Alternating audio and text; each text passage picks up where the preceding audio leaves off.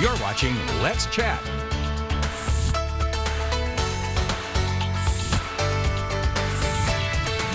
Cadas has been serving our community now for generations, and there's some really good news about Cadas, and we turned to Knox Farmer to find out a little bit more about that. Knox, good to see you, brother. Thank you. Glad to be here. Thanks for having me. You guys have been in business for how long?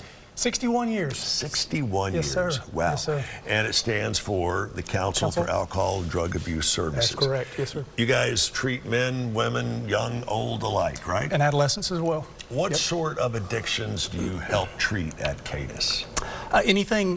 All drugs, all alcohol across the board for both adults and adolescents. The rise in the epidemics that we've had with the overdoses has been serious the last 5, 6, 7 years. And so what we're able to talk about is really just God sent to us as far as to be able to provide hope to those out there in need. God also sent another blessing here, and I'm reading about it on this paper, but I'd far rather you tell us. You guys have got some huge news, right? We do. Fill us in. Probably about 4 weeks ago, we did a groundbreaking, our first groundbreaking, which was for 16 additional sober living apartments. Those will actually complement our already existing 24 apartments. And then on July 18th at 10 a.m., we'll have a second groundbreaking, and that is going to be made possible really through the Tennessee Department of Mental Health and Substance Abuse, and it will be a $4 million infrastructure grant that we received.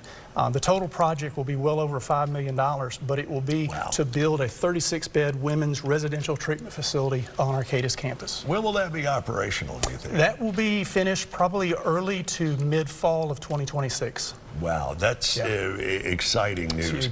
How has the number of folks that you treat climbed or fallen over the past 2 or 3 years? Drug education's gotten better. A lot of self-help programs have proven themselves. How has it been for those going in and out of your doors? I think what we're seeing is, we got a long way to go before we realize that the stigma is still there about receiving treatment. Sure. And so we're seeing a lot more folks, that stigma's coming down. We're chopping away at it through education. We're showing people that there is hope, that we can do treatment on demand, that people really have a hard time dealing with the trauma in their life and understanding what self-love is, and also understanding that you are worthy of a better life. Some people think they're just stuck in this, but as long as we can provide services and open up those doors for them, we can show them that they are worthy and that they can recover and get a new life. A lot of people think I need help to fight A, B, or C, or whatever, but I'm so far down that road, there's no hope for me, and that's where you prove them wrong.